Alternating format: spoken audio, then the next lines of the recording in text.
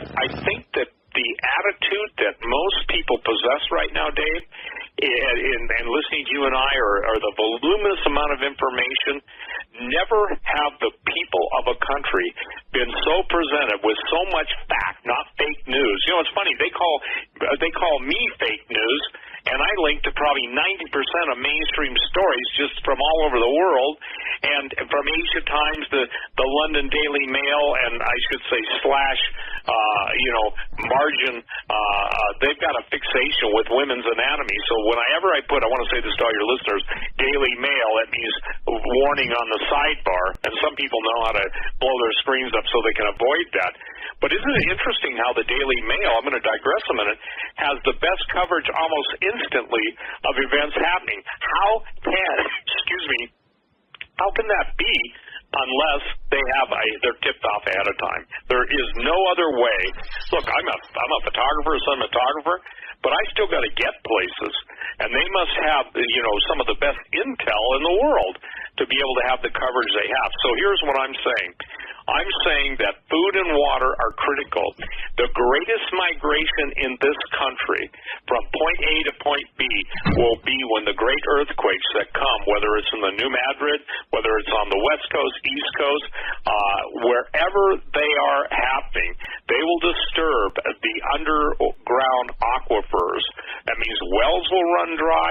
That means there will be water in places where there's never water. We're already seeing that. We're seeing rivers and lakes drying up, and then we're seeing rivers flowing almost overnight, new ones popping up. So, as we experience if you will, the words of Isaiah, where God says that the earth is going to stagger like a drunkard, I mean, that's what's happening right now on the planet. And we can talk about pole shift. We can talk about, all the different laws of physics as they relate to planetary orbits that may make some flat earthers unhappy, but there are laws called Bode's law and Roche's limit that are physical, if you will, mathematical formulas. So, without getting into that whole ball of snakes, the point being is that we're now seeing different effects on this planet than have been experienced in modern days.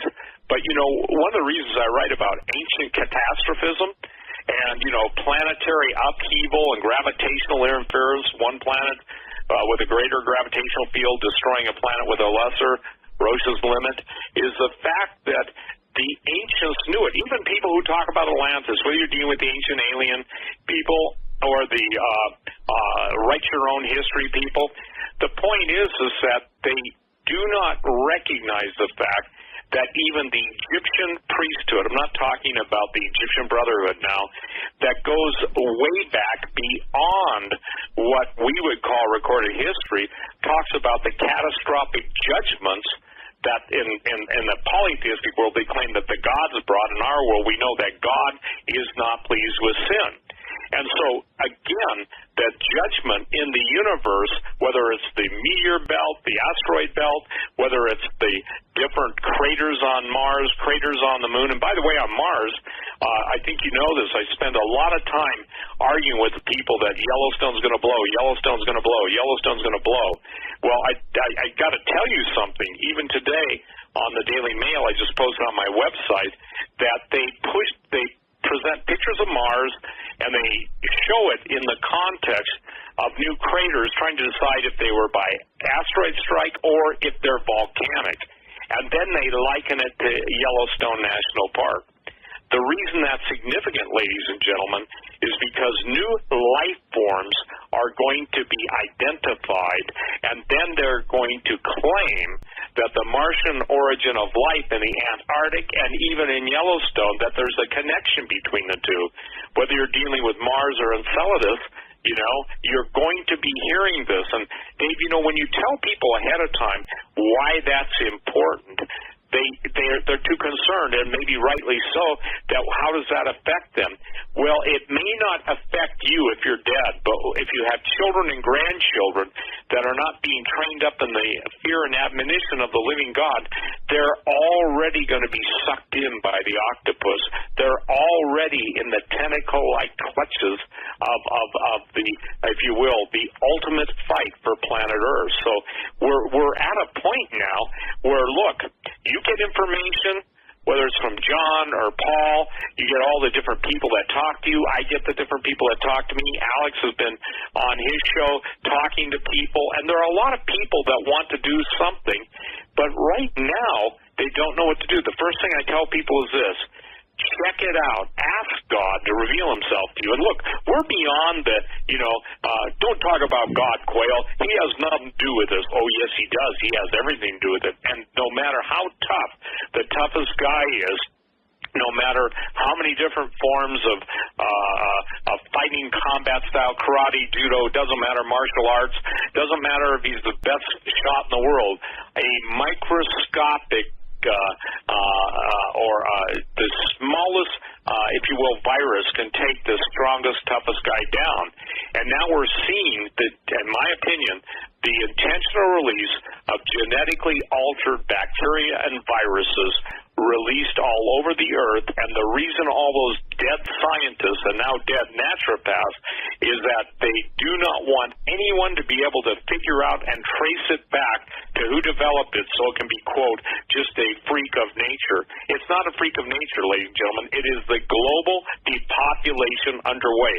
We're not, quote, as they say in the South, fixing to get there. We are there, Dave, and people had better just have a sobriety test. When I say a sobriety test, I mean in maybe a reality test. Get sober, as the scripture says, shake yourself, wake up. Well, I think that people need to decide where they stand on this morally. Steve, I want to go down that route too. I think the moral part of it's real important. But you said something that really caught my attention, and I had an aha moment. 8 years ago, when the Gulf oil spill happened, and I started subsequent follow-ups, and I wrote a 7-part series. What I discovered from researchers whose voices were being squelched at universities like Tulane and Dr. Wilma Subra, they were saying that the oil was still going. This is years after the fact, and was infiltrating the water table, and they expected geological changes as a result of this infiltration over a period of years. Are you aware of that? Well, I wasn't aware of that specific subject, but we know this. We're seeing things happening in the Gulf from the dead zone, but we also know this, that oil stays in specific areas, and strata. So as you pump the water out and the oil gets in, then you get a lot of plate slippage, You either get a subduction quake or an overthrust quake. And now we're seeing that happening. We're seeing that happening in, where was it, Nebraska the other day that had 4 earthquakes? Yes. Right in a row. We're seeing it obviously in the New Madrid area, Oklahoma. We're seeing it in Texas. But what's really important, Dave, is to understand this, that no matter how sophisticated our technology is, unplug it and see what happens. Also, I want to remind everybody that the word zombie is applied by the New World Order people to those who will be forced to live above ground and deal with all of the different issues of fallout, famine, gangs, hordes. And that's where the term zombie came, not just from Rob Zombie and the zombie movies and Frankenstein, etc. Mary Shelley, by the way, when she wrote that book, Frankenstein, that was during the year they had no summer, because of Mount Tambora going off. So the problem is that, I'm sorry, Mount Tambora, it was Krakatoa. So the thing that's, and even tonight, there's a rumbling in Krakatoa. Krakatoa now has a interesting smaller volcano called Anak, A-N-A-K, Krakatoa. Well, Anak, an interesting word, is that refers to the giants, the Anakim. So it's fascinating that, ancient tradition, especially South Pacific mythology, talks about the, not only the giants, but little creatures being surrounded by volcanoes. And lo and behold, I get emails from people that live in, goodnight, Ecuador, and talking about all the weird stuff they're seeing down there. So I think it's important that people understand that this stuff is related. we know, and whether you want to believe it or not, the Bible, God spoke the worlds into existence and said, let there be light. So sound precedes light. Sound has an effect on matter. Whether you remember the old BASF tape commercials where they would play specific frequencies because BASF tape was so concise that you could break glass with it. Well, if you take that to a subatomic level and subatomic harmonics and frequencies, then you can basically change the nature of matter, and you can change gravity. I know that sounds weird, but harmonic levitation, which the ancients were very much adept at, is a real thing. You pound a table, obviously the vibration of the glass, whatever type of glass or wood, in my case, my desk, the point is that moves stuff. Well, we're seeing now all of the powers of heaven being shaken. And that's why the Bible goes on to say signs and wonders, the sun, moon, and stars, and men's hearts failing them for fear of looking after those things coming up, on the earth. That doesn't mean Upper Peninsula, Michigan. It means up on the earth. So, we've got to cover a lot of ground tonight, and because it all relates. You know what I'm saying? You don't just have one finger. If you do, you've lost a lot of the use of your hand, but you have 5 fingers. You've got 10 fingers. Everything is, it seems like, in motion, and things are going to change so drastically. The question is, when will President Putin act, not react? He didn't react. He's acting. All of the equipment going in the Middle East, and look, it is a hook in the jaw. It's Ezekiel 38. There are people that will argue, well, Ezekiel 38, the Battle of Ezekiel, Gog Magog doesn't happen until after the tribulation. Not true. There's a dual fulfillment.